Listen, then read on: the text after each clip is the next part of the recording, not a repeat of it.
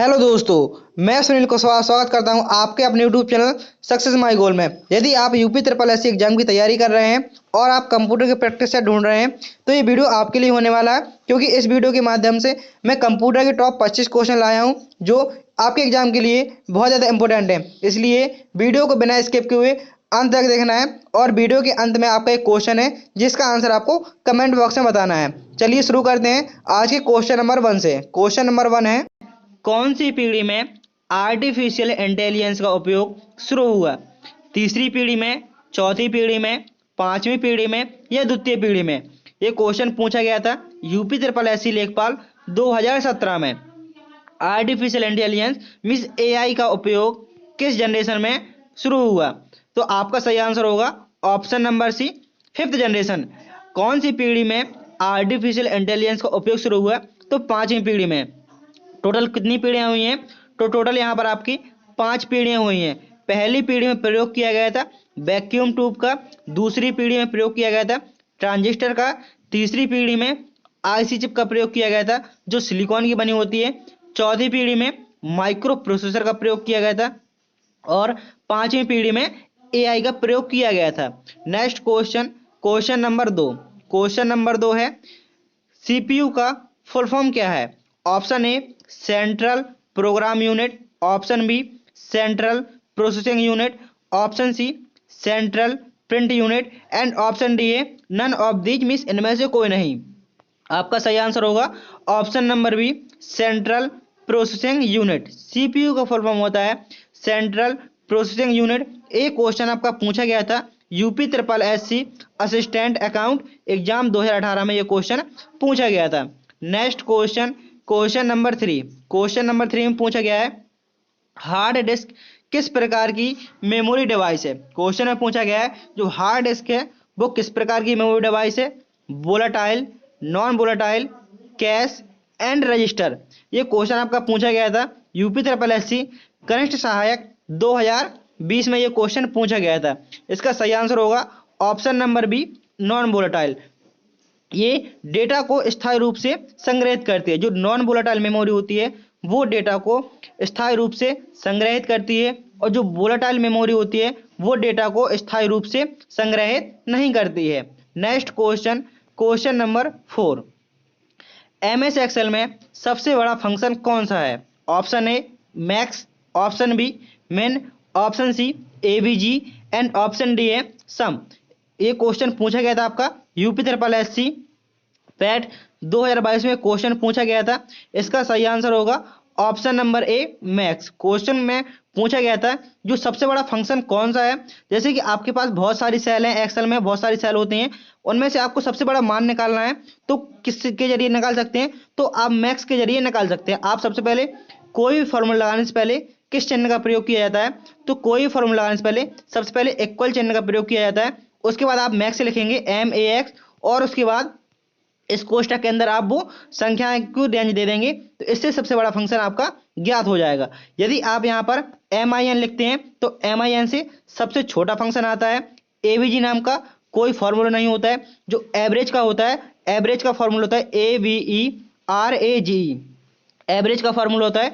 इससे आपका औसत निकलता है। ये आपको पूरी मीनिंग लिखनी पड़ती है। जैसे आप मैक्सिमम निकाल रहे हैं तो आपको सिर्फ मैक्स लिखना है, मिनिमम निकाल रहे हैं सिर्फ मिन लिखना है। यदि आप एवरेज को निकालना चाहते हैं, यदि आप एवीजी लिखते हैं तो आपका वो एवीजी काम नहीं करेगा। आपको एवरेज निकालने के लिए पूरी एवरेज की मीनिंग लिखनी पड़ेगी। और यदि आप टोटल निकालना चाहते हैं मीन्स सभी सेलों का सम निकालना चाहते हैं, सम मतलब होता है टोटल, योग निकालना चाहते हैं तो आप सम का प्रयोग करेंगे। सबसे पहले इक्वल फिर सम, इससे क्या आएगा आपका टोटल निकल आएगा। Next question, question number 5। Question number 5 में पूछा गया है एमएस वर्ड में Ctrl+S का उपयोग किसके लिए किया जाता है?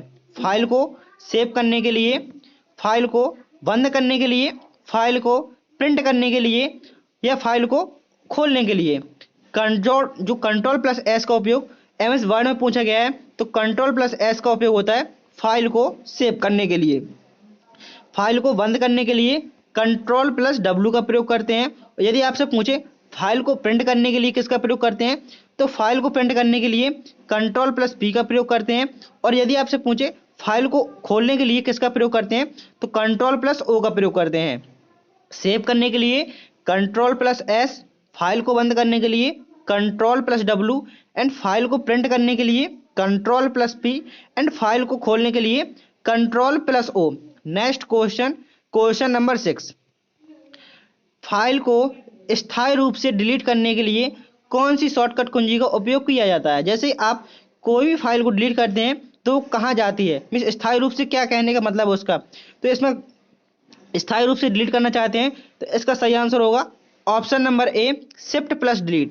आप फाइल को स्थायी रूप से मीन्स उसको परमानेंटली डिलीट करना चाहते हैं, मीन्स हमेशा के लिए उसको हटाना चाहते हैं, तो इसकी शॉर्टकट क्या होती है, Shift+Delete। डिलीट से क्या होता है, जैसे आप किसी फाइल को डिलीट करते हैं तो वो कहाँ पे चली जाती है, वो रिसाइकल बिन में, जो आपके देखा होगा आपके डेस्कटॉप में एक बाल्टी टाइप की बनी रहती है, उसमें आप जो भी फाइल को डिलीट करते हैं वो कहाँ जाती है, रिसाइकल बिन में चली जाती है। आप वहाँ से फाइल को अपने रीस्टोर भी कर सकते हैं, लेकिन आप चाहते हैं कि अपनी फाइल को हमेशा के लिए डिलीट करना, तो आपको किसका प्रयोग करना पड़ेगा, Shift+Delete का। Shift+Delete जैसे ही शॉर्टकट कुंजी दबाते हैं तो आपकी वो फाइल हमेशा के लिए डिलीट हो जाएगी। और यदि सिर्फ डिलीट करते हैं तो वो कहाँ पे जाएगी, आपकी रिसाइकल बिन में जाएगी। आप वहाँ से अपनी फाइल को रीस्टोर भी कर सकते हैं। Next question, question number 7, question number 7 में पूछा गया है कंप्यूटर की मेमोरी में स्थायी डेटा को कहाँ रखा जाता है। जो स्थायी डेटा होता है उसको कहाँ रखा जाता है, रैम में या रोम में या कैश में या फ्लैश ड्राइव में। ये क्वेश्चन आपका पूछा गया था UP SSC पैट 2020 में, ये क्वेश्चन आपका पूछा गया था। इस आपका सही आंसर होगा ऑप्शन नंबर बी, रोम। मेमोरी में स्थायी डेटा कहाँ रखा जाता है, तो स्थायी डेटा रोम में रखा जाता है। रोम की फुल फॉर्म होती है रीड ओनली मेमोरी। रोम की full form read only memory and RAM की फुल फॉर्म होती है random access memory. Next question है क्वेश्चन नंबर 8, कंप्यूटर में बाइनरी संख्या प्रणाली का आधार होता है। जो बाइनरी संख्या होती है उसका आखिर आधार क्या होता है। जैसे मैंने यहाँ पे जो संख्या लिखी 162, और मुझे कैसे पता चलेगा ये संख्या कौन सी है, बाइनरी है, हेक्साडेसिमल है, डेसिमल है, ऑक्टल है या क्वाड है। जैसे मैं यहाँ पे 2 लिख देता हूँ, जब मेरी संख्या बन गई है बाइनरी। यदि यहाँ पर मैं 8 लिख देता हूँ, यदि मैं इसी संख्या 162 में बेस में 8 लिख दिया तो ये संख्या आपकी बन जाएगी ऑक्टल। यदि इसी में मैं यहाँ पर 10 लिख देता हूँ बेस में, ये संख्या बन चुकी है आपकी डेसिमल। यदि इसी संख्या को हटाकर मैं यहाँ पर 16 लिख देता हूँ तो कौन सी हो जाएगी, वो हेक्साडेसिमल। तो यहाँ पर पूछा गया था बाइनरी संख्या का आधार क्या होता है, तो बाइनरी संख्या का आधार होता है 2। यदि ऑक्टल का पूछता तो ऑक्टल का आधार होता है 8। यदि डेसिमल का आधार पूछता तो डेसिमल का आधार होता है 10। यदि आपसे पूछता हेक्साडेसिमल, हेक्साडेसिमल का आधार कितना होता है, तो हेक्साडेसिमल का आधार होता है 16। नेक्स्ट क्वेश्चन है क्वेश्चन नंबर 9, कंप्यूटर के जनक किसे कहा जाता है। Option A Blaise Pascal, option B Charles Babbage, option C Alan Turing and option D है जॉन वॉन न्यूमैन। एक क्वेश्चन पूछा गया था आपका UP SSC lower subordinate 2016 में क्वेश्चन पूछा गया था कंप्यूटर के जनक किसे कहा जाता है, तो आपका सही आंसर होगा ऑप्शन नंबर बी, कंप्यूटर के जनक चार्ल्स बेबेज को कहा जाता है। पहला मैकेनिकल कंप्यूटर डिफेंस इंजन किसने बनाया था, तो चार्ल्स बेबेज ने, इसलिए इनको कंप्यूटर के जनक कहा जाता है। Next question, question number 10, question number 10 में पूछा गया है ऑनलाइन ट्रांजैक्शन के दौरान SSL का क्या अर्थ होता है। पूछा गया है जो SSL है इसका क्या अर्थ है। ऑप्शन ए है secure socket layer, option B है system security layer, option C है secure software layer and option D है सिस्टम सॉफ्टवेयर लेयर। तो इसका सही आंसर होगा option number A, secure socket layer. जैसे आप ऑनलाइन ट्रांजैक्शन करते हैं उसके दौरान SSL का क्या अर्थ होता है, तो उसका अर्थ होता है secure socket layer. Next question, question number 11, question number 11 में पूछा गया है निम्न में से कौन सा आउटपुट डिवाइस है। इनपुट और आउटपुट के बारे में आपको जानकारी होनी चाहिए। Printer, keyboard, mouse, scanner.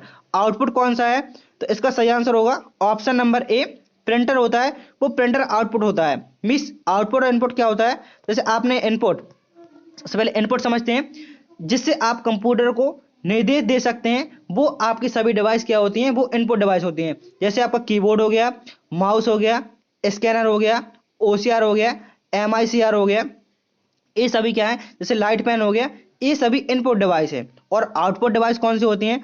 Output device होती हैं जो कंप्यूटर के निर्देश को अपन को देती हैं। जैसे कि आपका मॉनिटर हो गया, प्रिंटर हो गया, मॉनिटर, प्रिंटर, स्पीकर, ये सभी आउटपुट डिवाइस होती हैं। तो आपको यहाँ से पता चला इनपुट जिससे कंप्यूटर को निर्देश देते हैं वो क्या कहलाती हैं? इनपुट डिवाइस कहलाती हैं, बकाया आपके आउटपुट डिवाइस। ये क्वेश्चन पूछा गया था यूपी त्रिपल ग्राम पंचायत अधिकारी 2019 में पूछा गया था। Next question, question number 12, RAM का उपयोग किसके लिए किया जाता है? जो रैम होता है, जो रैम की फुल फॉर्म होती है रैंडम एक्सेस मेमोरी, आखिर इसका प्रयोग किसके लिए किया जाता है? ये क्वेश्चन पूछा गया था यूपी त्रिपल वन रक्षक 2021 में। रैम का उपयोग किसके लिए होता है? तो रैम का उपयोग होता है डेटा को अस्थायी रूप से स्टोर करने के लिए। अस्थायी स्टोर करने का मतलब क्या होता है? जैसे कि आप कंप्यूटर में कोई काम कर रहे हैं, जैसे आप एमएस वर्ड में कोई काम कर रहे हैं या आप कोई फॉर्म भर रहे हैं और अचानक आपकी लाइट चली जाती है, तो क्या होगा? जैसे ही आपकी लाइट चली जाती है तो वो कंप्यूटर ऑटोमेटिकली बंद हो जाएगा। लाइट जाएगी तो कंप्यूटर बंद हो जाएगा और आप जो भी काम कर रहे हैं तो वो सारा हट जाएगा। यदि आपने उसको सेव नहीं किया है तो वो सारा काम हट जाएगा। तो क्यों हट रहा है? क्योंकि वो रैम में सेव है, वो अस्थायी रूप से सेव है। यदि आप उसको रोम में सेव कर देते हैं स्थायी रूप से, यदि आप उसको सेव कर देते हैं, लाइट जाने के बाद भी वो चीज़ खत्म नहीं होगी। जब तक आपने उसको सेव नहीं किया है, तो वो रैम में स्थित है। यदि आपने उसको सेव कर दिया है तो वो रोम में स्थित हो जाता है और लाइट जाने के बाद भी डेटा नहीं हटता है। जो डेटा लाइट जाने पर हट जाता है उसको बोलते हैं अस्थायी डेटा, और जो डेटा लाइट जाने के बाद ही बना रहता है उसको बोलते हैं स्थायी डेटा स्टोर। नेक्स्ट क्वेश्चन है क्वेश्चन नंबर 13। क्वेश्चन नंबर 13 में पूछा गया है कंप्यूटर का कौन सा हिस्सा इनपुट और आउटपुट के बीच संबंध बनाता है? सीपीयू, रैम, हार्ड डिस्क या मदरबोर्ड? इसका सही आंसर होगा option number A, CPU. Input और आउटपुट के बीच संबंध बनाता है सीपीयू। सीपीयू की फुल फॉर्म होती है central processing unit, and RAM की फुल फॉर्म होती है random access memory. Next question, question number 14। Question number 14 में पूछा गया है डेटा प्रोसेसिंग की पहली स्टेप क्या है? जो डेटा प्रोसेसिंग होता है उसका फर्स्ट स्टेप क्या है? Input, output, processing, storage. जो डेटा प्रोसेसिंग होता है उसका फर्स्ट स्टेप होता है इनपुट, क्योंकि आप जब कोई भी डेटा इनपुट करेंगे उसके बाद ही क्या होगा? सबसे पहले आप डेटा को इनपुट करेंगे, उसके बाद प्रोसेस होगा, प्रोसेस होने के बाद आउटपुट आएगा और आउटपुट आने के बाद वो स्टोर होगा। तो सबसे पहले इनपुट, पहली स्टेप क्या है? इनपुट, दूसरी प्रोसेस, तीसरी आउटपुट एंड चौथी स्टोरेज। मीन्स आपने कीबोर्ड से इंस्ट्रक्शन दिया, जैसे मैंने कीबोर्ड से ए लिखा, ए लिखने के बाद इसकी प्रोसेसिंग होगी, प्रोसेसिंग लिखने के बाद जैसे आपने कीबोर्ड से ए प्रेस किया तो आपके सामने जो आया प्रोसेस होकर आपको कंप्यूटर में मॉनिटर में आपको ए दिखेगा, तो वो प्रोसेस होकर आपके सामने वो आउटपुट आ गया है जिसको आप देख पा रहे हैं। और यदि आप इसको सेव कर देंगे तो वो स्टोरेज हो जाएगा। तो सबसे पहले input, process, output and storage. Next question, question number 15। Question number 15 में पूछा गया है एएलयू का मुख्य कार्य क्या है? Logical operation, data storage, memory प्रबंधन एंड नेटवर्किंग। ये क्वेश्चन लेखपाल 2017 में पूछा गया था।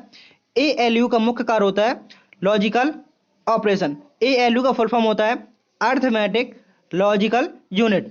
एएलयू का फुल फॉर्म होता है arithmetic logical unit. Next question, question number 16। Question number 16 में पूछा गया है हार्डवेयर और सॉफ्टवेयर के मध्य कौन होता है? जो हार्डवेयर और सॉफ्टवेयर के मध्य कौन होता है? Motherboard, operating system, antivirus, network card. ये क्वेश्चन आपका लोअर पीसीएस 2018 में पूछा गया था। हार्डवेयर और सॉफ्टवेयर का मध्य कौन होता है? तो हार्डवेयर और सॉफ्टवेयर का मध्य होता है ऑपरेटिंग सिस्टम। हार्डवेयर और सॉफ्टवेयर के मध्य होता है operating system. Next question, question number 17। Question number 17 में पूछा गया है कौन सा वायरस कंप्यूटर बूट प्रक्रिया को प्रभावित करता है? मीन्स कौन सा वायरस होता है जो कंप्यूटर बूट प्रक्रिया को प्रभावित करता है? File virus, boot virus, Trojan horse and macro virus. Boot में जैसे कंप्यूटर ऑन होता है उसको प्रभावित करता है, बूट प्रक्रिया को प्रभावित करता है। आपका सही आंसर होगा option number B, boot virus. जैसे आप कंप्यूटर को ऑन करते हैं तो सबसे पहले कंप्यूटर में जो प्रक्रिया चलती है उसको बूटिंग कहते हैं, कि जैसे आपके कीबोर्ड माउस में सबसे पहले लाइट आती है वो होता है BIOS। BIOS का फुल फॉर्म होता है basic input output system. BIOS का फुल फॉर्म होता है basic input output system. Next question, question number 18।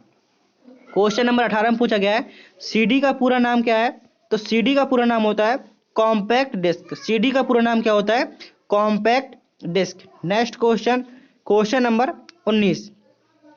निम्नलिखित में से कौन सी स्टोरेज वोलेटाइल होती है? जैसे मैंने अभी पहले ही बताया कि वोलेटाइल क्या होती है। वोलेटाइल मैंने अभी बताया था रैम होती है। यदि आपसे पूछता नॉन वोलेटाइल, नॉन वोलेटाइल कौन सी होती है, तो नॉन वोलेटाइल रैम होती है। और सीडी का फुल फॉर्म क्या होता है?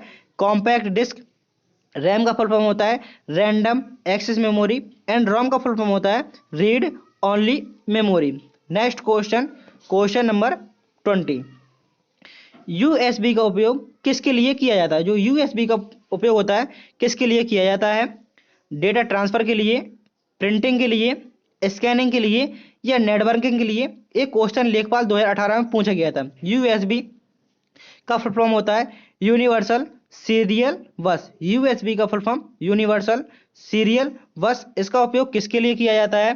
तो इसका उपयोग किया जाता है आपका डेटा ट्रांसफर के लिए।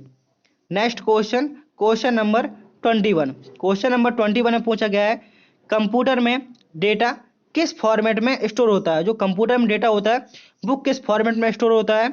Option A ASCII, option B Unicode, option C binary and option number D है एक्सटेंसिबल। ये क्वेश्चन पैट 2021 में पूछा गया था।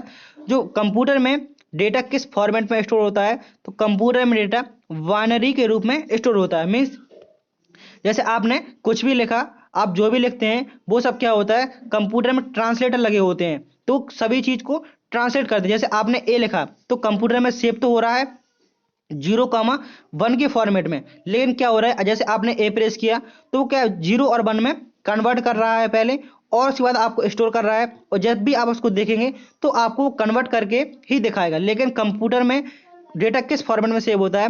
तो कंप्यूटर में डेटा हमेशा 0 और 1 जो बाइनरी संख्या होती है, बाइनरी संख्या 2 होती हैं। कौन कौन सी? 0 और 1। ये डेटा को हमेशा 0 और 1 के रूप में स्टोर करता है। Next question, question number 22। Data transmission को नियंत्रित करने वाला प्रोटोकॉल कौन सा है? मीन्स डेटा ट्रांसमिशन को नियंत्रित करने वाला प्रोटोकॉल कौन सा है? Option A HTTP, option B FTP, option C TCP/IP and option D है SMTP। ये 5 फुल फॉर्म है, इनमें से आपकी कोई ना कोई फुल फॉर्म अवश्य पूछ जाएगी, इसलिए फुल फॉर्म को ध्यान से सुने। HTTP की फुल फॉर्म होती है hyper text transfer protocol. FTP की फुल फॉर्म होती है फाइल ट्रांसफर प्रोटोकॉल। TCP/IP की फुल फॉर्म होती है transmission control protocol internet protocol. And SMTP की फुल फॉर्म होती है simple mail transfer protocol. Question में पूछा गया था डेटा ट्रांसमिशन को नियंत्रित करने वाला प्रोटोकॉल कौन सा है? तो होता है TCP/IP, जिसकी फुल फॉर्म होती है transmission control protocol internet protocol. Question number 23। रोम का उपयोग किसके लिए होता है? जो रोम होता है इसका उपयोग किसके लिए होता है?